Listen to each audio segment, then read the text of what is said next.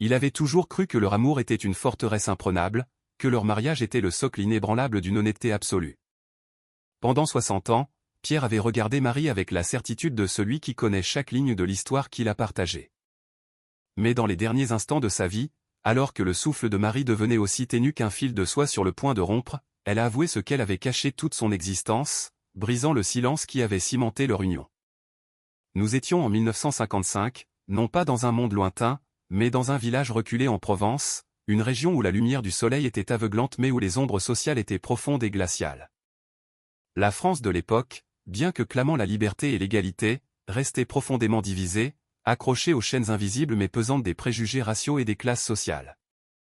Ce n'étaient pas les lois de Jim Crow des Amériques, mais un code tacite, tout aussi implacable, qui dictait où un homme à la peau noire pouvait marcher, avec qui il pouvait parler, et surtout, qui il avait le droit d'aimer. Les relations interraciales, dans ce coin conservateur du sud de la France, n'étaient pas seulement mal vues, elles étaient considérées comme une aberration, une insulte à l'ordre établi.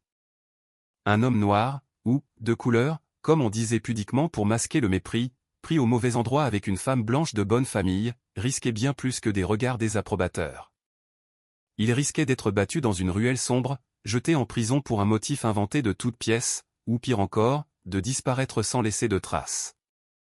Si le nord de la France, plus industriel, semblait parfois moins brutal, le sud rural restait féroce dans l'application de ses règles non écrites. Pierre avait appris ces leçons très jeune, dans la douleur de l'expérience. Né dans la pauvreté, il avait grandi en observant des hommes comme son père courber l'échine sous le poids d'un système conçu pour les maintenir au bas de l'échelle sociale. Son père était un ouvrier agricole usé avant l'âge, et sa mère, une femme aux mains abîmées par l'eau de Javel, passait plus de temps à récurer les sols des grandes bastides bourgeoises qu'à vivre dans sa propre maisonnette. Pour eux, l'espoir d'une vie meilleure était une chimère. Pierre, lui, avait travaillé dès qu'il avait su marcher. Il avait passé son adolescence à réparer des vieilles voitures aux côtés de ses oncles, apprenant le langage des moteurs, écoutant comment ils respiraient et gémissaient sous l'effort. À l'âge de 18 ans, il était devenu un mécanicien talentueux dans un petit garage du village, l'un des rares emplois où un homme comme lui pouvait gagner sa vie honnêtement sans avoir à servir le thé ou baisser les yeux devant un patron en costume. Pierre était grand, mince mais fort. Sa peau avait la couleur riche et profonde de l'acajou poli, contrastant avec ses vêtements de travail souvent tachés de cambouis. Il dégageait une confiance tranquille, une assurance silencieuse qui énervait les notables blancs et intriguait leurs filles, une combinaison dangereuse dans le monde étriqué dans lequel il évoluait. Mais Pierre n'avait jamais été assez imprudent pour envisager de tels dangers. Il avait vu ce qui arrivait aux garçons qui laissaient leurs yeux s'attarder trop longtemps sur une peau blanche. Pour lui, cela signifiait la mort, sociale ou physique. Marie, elle, n'avait jamais connu la morsure de la pauvreté. Née dans une famille éminente de la région, elle avait passé son enfance drapée dans des robes en soie, ses pieds chaussés de souliers vernis coûteux.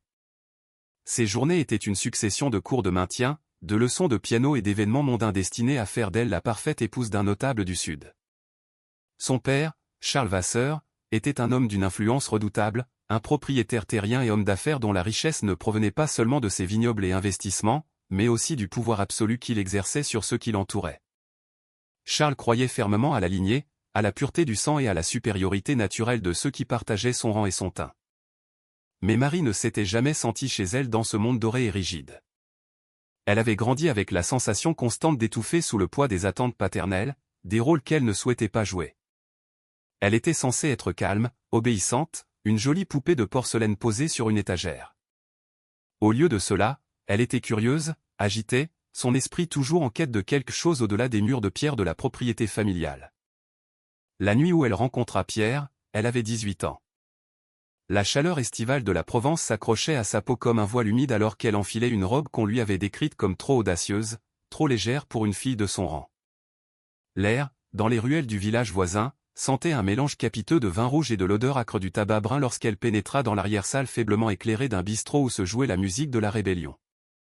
Ce n'était pas le bal musette traditionnel, mais du jazz, doux et électrique, qui s'enroulait aux confins de la ségrégation sociale comme un murmure de défi. Cette fête clandestine était l'un des rares endroits où les frontières invisibles s'estompaient. Des jeunes, ouvriers ou fils de bourgeois, locaux ou immigrés, se réunissaient là en secret, partageant des verres, des rires et des regards qui ne pourraient jamais être échangés sous le soleil éclatant du midi. C'est là que Pierre la vit pour la première fois. Elle n'avait rien à voir avec les femmes blanches hautaines contre lesquelles on l'avait mis en garde toute sa vie. Il n'y avait aucune peur, aucun mépris dans ses yeux bleus lorsqu'elle croisa son regard sombre. Il n'y eut aucune hésitation dans la façon dont elle s'avança vers lui, fendant la foule et la fumée. Ses cheveux blonds tombaient en cascade sur ses épaules nues, et ses yeux brillaient d'une lueur dangereuse, un mélange de curiosité, d'excitation et de défi pur. Elle lui demanda son nom. Pierre hésita, surpris. Elle sourit, et soudain, il se retrouva à parler, d'une voix basse et prudente, comme s'il testait la solidité de l'air entre eux. Ils parlèrent pendant des heures, leurs mots se glissant avec une aisance déconcertante dans l'espace qui aurait dû les séparer. Elle était fascinée par le monde d'où il venait, par sa façon pragmatique de voir les choses, par sa résilience. Lui était méfiant, certes, mais totalement intrigué par son audace, par cette insouciance apparente face à la peur qui régissait sa propre existence. C'était enivrant, insensé, et totalement inévitable. À la fin de la soirée, elle lui dit simplement qu'elle voulait le revoir. Pierre savait, au plus profond de ses tripes, qu'il devait s'enfuir, courir loin d'elle. Mais il ne le fit pas. La première fois que le père de Marie les vit ensemble, ce fut par un malheureux hasard.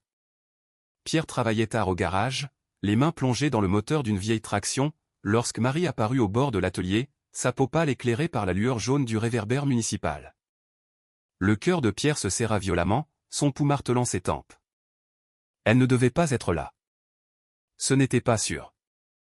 Mais avant qu'il ait pu lui dire de partir, une grosse berline noire s'arrêta brusquement le long du trottoir. Charles Vasseur en sortit, et le monde sembla se figer.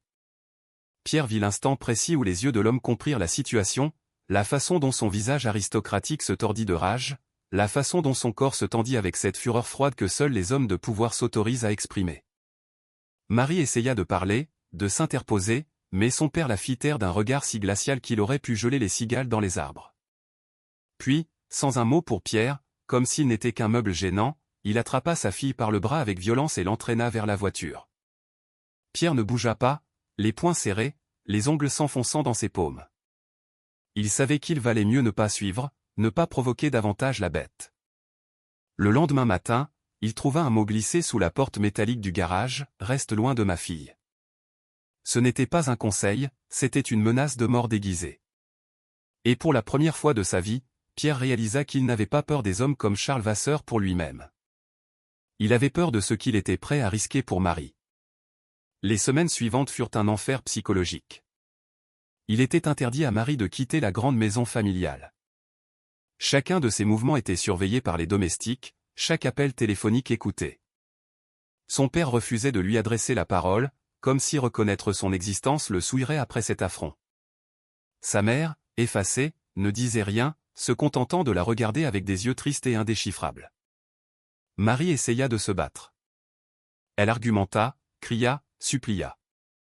Mais la volonté de son père faisait loi dans cette maison comme dans la région, et aucun tribunal, aucune autorité ne prendrait le parti d'une fille rebelle qui osait défier le patriarche pour un mécanicien sans le sou. Et pourtant, elle trouva un moyen. Une lettre glissée dans la poche du tablier d'une livreuse de pain complaisante, un murmure à l'oreille d'une servante qui avait elle-même connu les amours interdits. Une rencontre fut organisée tard dans la nuit, alors que le domaine dormait. Elle retrouva Pierre à l'orée du bois, et cette fois, elle lui dit ce qu'il savait déjà au fond de lui. Son père ne les laisserait jamais vivre, jamais s'aimer. Mais elle avait fait son choix. Elle l'avait choisi, lui. C'était une décision imprudente, folle, dangereuse. Une femme blanche de la haute société s'enfuyant avec un ouvrier noir n'était pas seulement un scandale mondain, c'était une transgression sociale majeure. Il n'y aurait ni pitié, ni compréhension, ni pardon de la part de sa famille. Mais l'amour, dans sa violence et sa pureté, ne s'était jamais soucié des convenances ou des lois. Alors, en pleine nuit, avec rien d'autre que les vêtements sur leur dos et le feu de l'adrénaline dans le cœur, ils décidèrent de fuir. Ils fuyaient les chaînes du pouvoir de Charles Vasseur, le poids d'un monde provincial qui ne les accepterait jamais. Ils coururent vers un avenir sans garantie, sans promesse, avec pour seule sécurité l'espoir fragile qu'ensemble, ils pourraient se forger une vie à eux. Ils ne savaient pas que le véritable danger ne faisait que commencer. L'air de la nuit provençale était chargé d'électricité et du parfum lourd des pins. Les mains de Marie tremblaient alors qu'elle serrait la petite valise en cuir qu'elle avait préparée en secret, remplie uniquement du strict nécessaire, une robe de rechange, quelques bijoux de famille volés à la hâte, quelques pièces de monnaie, et une photo de sa mère qu'elle avait prise sans trop savoir pourquoi. C'était absurde de voir à quel point sa vie tenait dans si peu d'espace. Tout ce qu'elle avait connu au sa maison, son nom, son statut où elle le laissait derrière elle. Pierre l'attendait non pas à la gare, trop surveillée, mais dans une grange abandonnée à la sortie du village. Il avait passé la nuit précédente à remettre en état de marche une vieille Citroën 2CV qu'il avait achetée pour une bouchée de pain et cachée là. Il n'avait ni valise, ni photographie. Sa vie à lui avait toujours été assez légère pour être portée sur ses épaules. Lorsqu'elle le vit dans la pénombre, elle eut envie de courir vers lui, de s'effondrer dans ses bras et de laisser la peur s'évaporer. Mais elle resta stable. Il n'y avait pas de temps pour les épanchements, pas de temps pour l'hésitation. Il n'avait qu'une seule chance de disparaître avant l'aube. La 2CV, avec son moteur modeste et sa carrosserie fragile, serait leur navire pour traverser la France vers le nord, vers une ville sidérurgique en Lorraine où l'anonymat des usines offrait une chance de survie. C'était leur meilleure option. Marie jeta un dernier coup d'œil vers la silhouette sombre du village, s'attendant à moitié à voir les phares des hommes de main de son père déchirés la nuit. Mais la route restait vide. Pierre lui prit la main. Ses paumes étaient rugueuses, calleuses, mais fermes. « Es-tu sûr ?» Sa voix était calme, mais ses yeux trahissaient une inquiétude profonde. Marie ravala la boule d'angoisse dans sa gorge et hocha la tête. Ils montèrent à bord de la petite voiture. Pour dissimuler leur fuite et justifier leur présence sur les routes à une heure si tardive en cas de contrôle, Pierre avait rempli l'arrière du véhicule de cajots de légumes vides et de sacs de baguettes rassis récupérés, donnant l'illusion d'une livraison matinale pour un marché. Personne ne les vit partir. Le petit moteur de la 2CV tout sauta puis ronronna, et ils s'éloignèrent dans l'obscurité.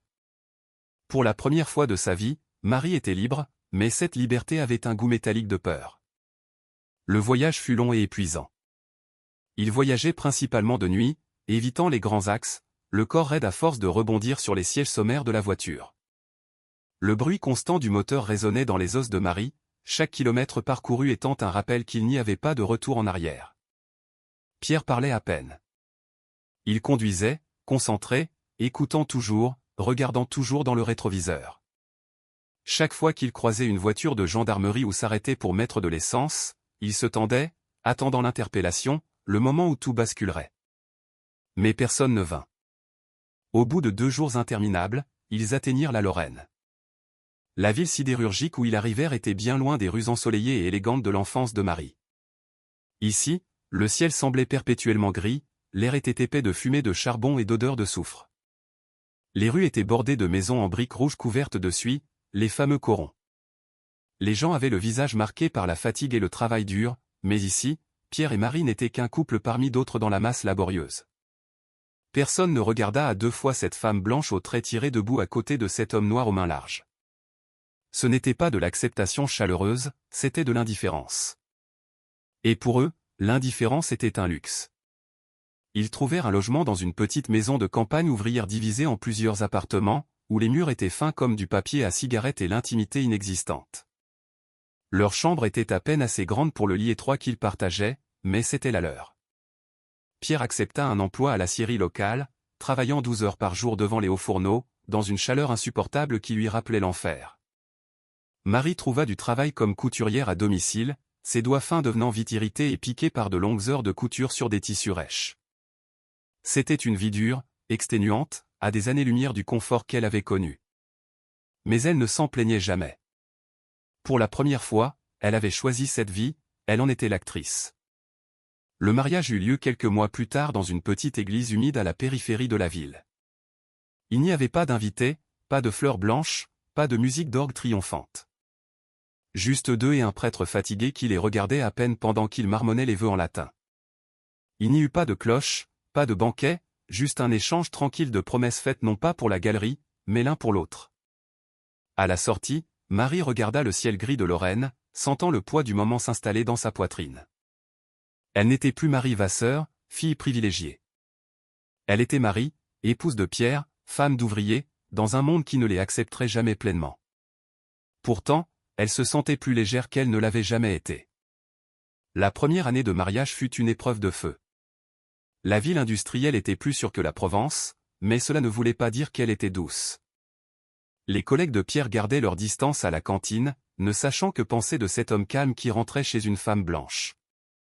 Les voisines regardaient Marie avec méfiance lorsqu'elle étendait son linge, se demandant si elle était une fille perdue ou simplement folle. Ils étaient tolérés, mais jamais vraiment bienvenus. L'argent était toujours serré. Certaines nuits, ils se couchaient le ventre vide, partageant un morceau de pain rassis. Marie apprit à raccommoder les vêtements jusqu'à ce qu'ils soient plus constitués de reprises que de tissu original.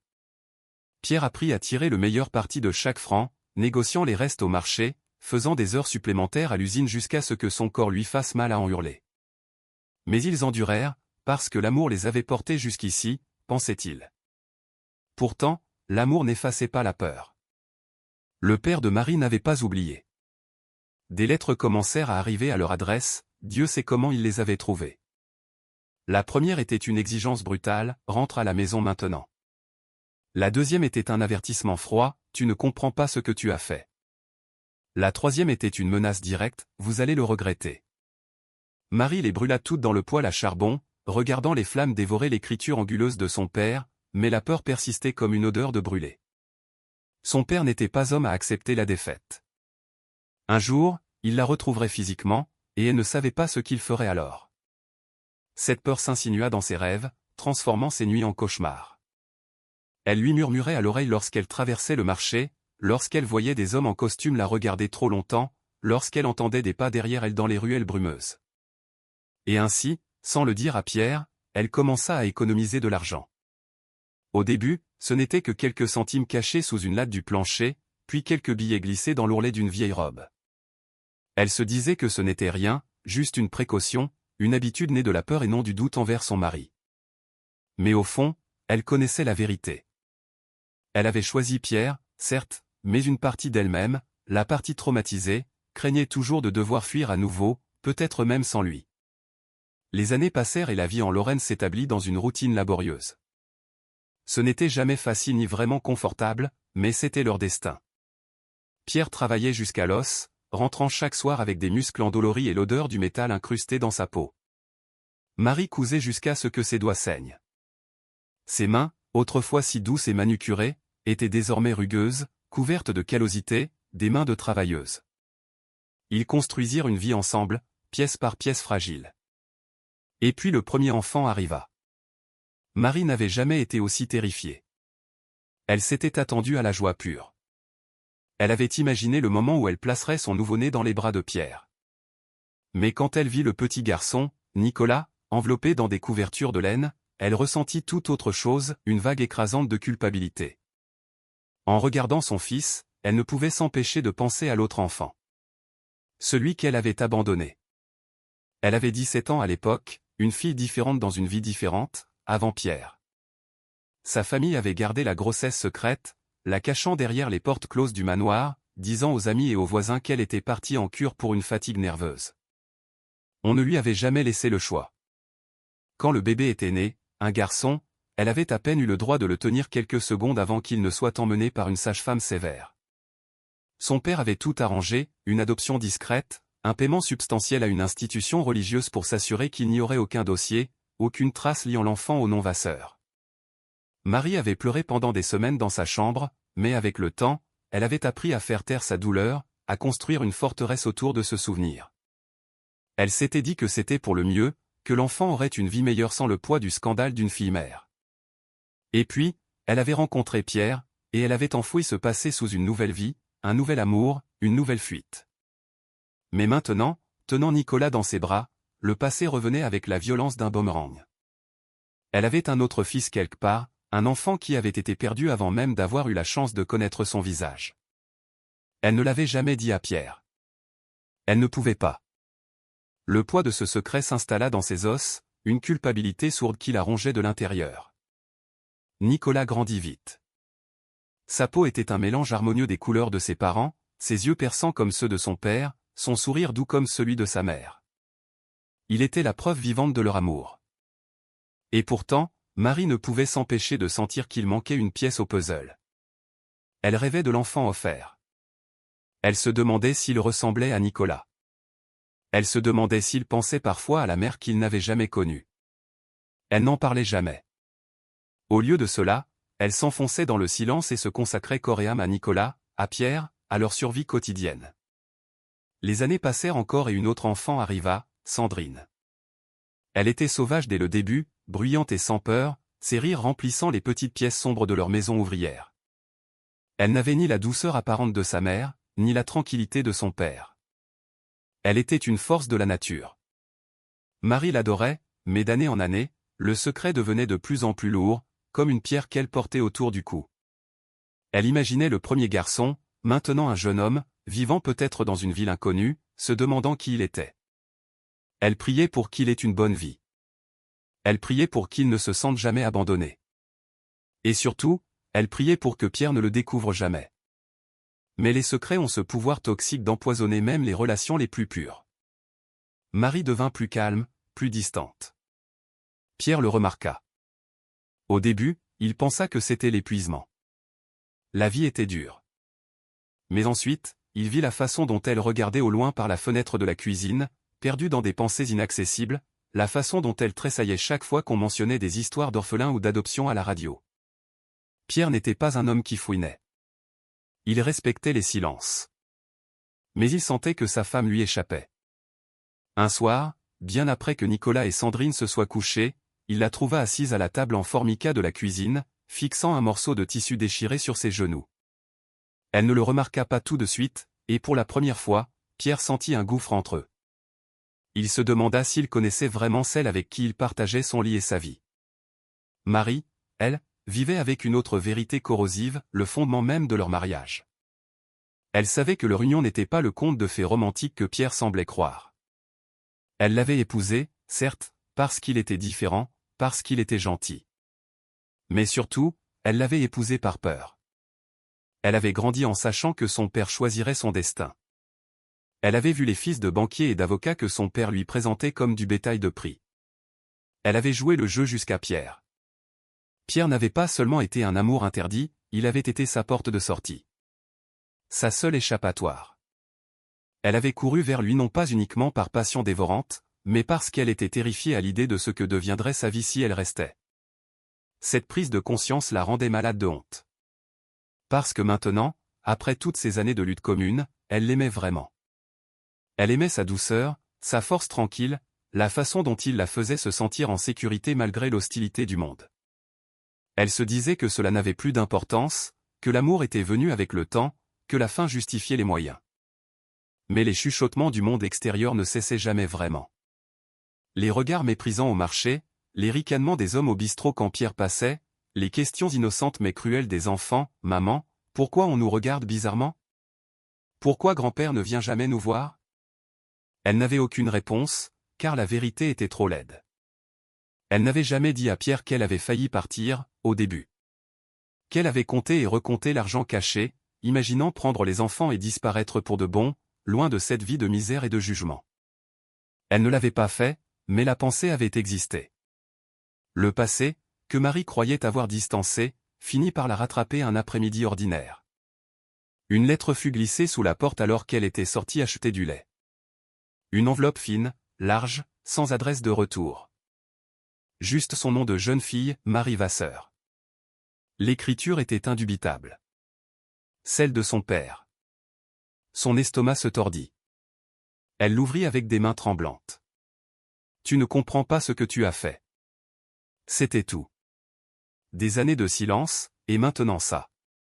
Pendant des semaines, elle vécut dans la terreur d'une suite. Elle vit un homme en costume gris qui semblait l'observer au coin de la rue, près de l'école des enfants. Il ne faisait rien, il regardait juste. Elle ne dit rien à Pierre pour ne pas l'inquiéter, ou pire, pour ne pas qu'il cherche la confrontation. Elle voulait juste que le passé reste enterré. Puis, une deuxième lettre arriva. Pas de son père cette fois. L'écriture était inconnue, hésitante. « Je sais qui tu es. » Son cœur manqua un battement. Quelqu'un avait découvert l'existence de son premier enfant. Son secret le plus profond. Les murs de sa vie commençaient à se fissurer. Elle cacha la lettre au fond d'un tiroir, sous des piles de linge, mais Pierre, un jour qu'il cherchait une chemise, tomba dessus.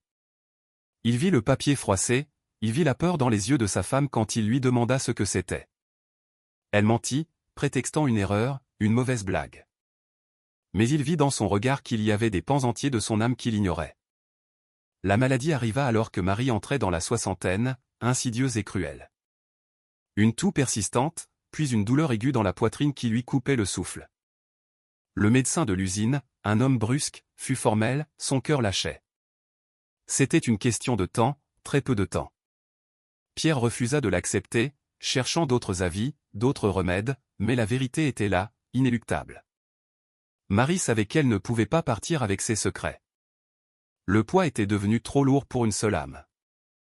Un soir, alors que la lumière déclinante de l'hiver lorrain peignait la chambre d'ombre grise, elle demanda à Pierre de s'asseoir près d'elle. Il lui prit la main, cette main qu'il avait tenue pendant 60 ans. Elle lui raconta tout. L'argent caché sous le matelas au début de leur mariage. La peur constante de devoir fuir. Elle lui parla de son père, de la façon dont son ombre n'avait jamais cessé de planer sur eux. Et puis, elle lâcha les deux vérités les plus douloureuses. D'abord, l'enfant.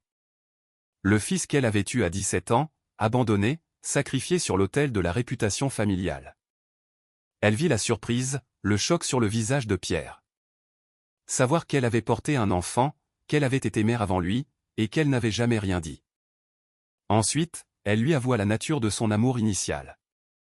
Je ne t'ai pas épousé par amour, Pierre, pas au début. Je t'ai épousé parce que j'avais peur. Tu étais ma fuite. Pierre resta silencieux, pétrifié. Les mots le frappaient comme des coups physiques. Elle ne l'avait pas choisi pour lui-même? Il n'avait été qu'un instrument, un moyen de transport vers la liberté? Marie pleurait maintenant, ses larmes mouillant l'oreiller. Mais Pierre, écoute-moi. Malgré tout ça, malgré les mensonges, je t'ai aimé. J'ai appris à t'aimer plus que tout. Tu es devenu ma vie, ma vraie vie. Je t'aime. Les jours suivants furent flous. Pierre continuait de s'occuper d'elle avec une tendresse mécanique, la lavant, la nourrissant, mais quelque chose s'était brisé.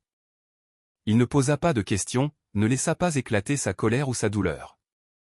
Il était là, présent, jusqu'à la fin.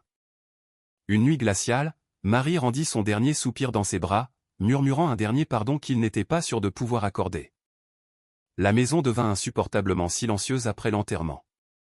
Nicolas et Sandrine, désormais adultes avec leur propre vie, étaient passés, avaient pleuré, puis étaient repartis. Pierre resta seul avec les fantômes. Il s'assit sur le lit, regardant la place vide de Marie. Tout ce en quoi il avait cru, leur amour fusionnel, leur honnêteté semblait maintenant entachée. Avait-il vécu dans un mensonge pendant 60 ans? Avait-il été l'idiot utile d'une jeune bourgeoise en détresse? Il se leva et alla vers la commode. Il ouvrit le tiroir du bas, là où elle cachait ses secrets. Il sortit les lettres de Charles Vasseur, qu'elle n'avait finalement pas toutes brûlées. La haine du père transpirait encore du papier jauni. Et puis, il trouva la dernière lettre, celle qui l'avait terrorisé vers la fin. Celle à l'écriture inconnue. Il la déplia. « Je sais qui tu es. » Et en dessous, une phrase qu'elle ne lui avait pas lue, « Votre fils vous cherche. » Pierre se figea. Il relut les mots. « Votre fils. » Pas Nicolas. L'autre? Celui dont il ignorait l'existence jusqu'à il y a quelques jours.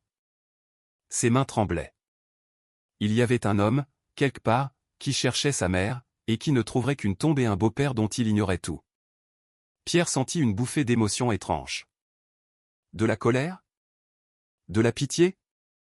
Il repensa à Marie, à sa souffrance silencieuse, à la culpabilité qui l'avait rongée. Comment avait-elle pu garder cela pour elle, s'asseoir à table chaque soir en sachant qu'un fils était là-bas? C'était une trahison, oui. Mais en regardant la lettre, Pierre réalisa autre chose. Marie avait porté ce fardeau seul pour protéger leur famille, pour protéger cette vie fragile qu'ils avaient construite contre vent et marée. Il passa la nuit assis dans la cuisine, la lettre posée devant lui sur la toile cirée.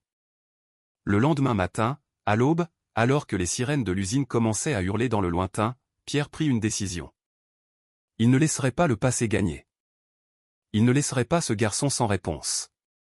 Il mit sa veste, prit la lettre, et sortit dans le froid mordant de la Lorraine. Il irait au bureau de poste. Il trouverait ce fils. Il lui raconterait l'histoire de sa mère, la vraie histoire, avec ses ombres et ses lumières. Il lui dirait qu'elle l'avait aimé à sa manière, dans le silence de ses regrets. Et peut-être, en faisant cela, Pierre trouverait-il aussi un moyen de faire la paix avec la femme qu'il avait aimée, et avec la vie qu'ils avaient partagée, aussi imparfaite fût-elle.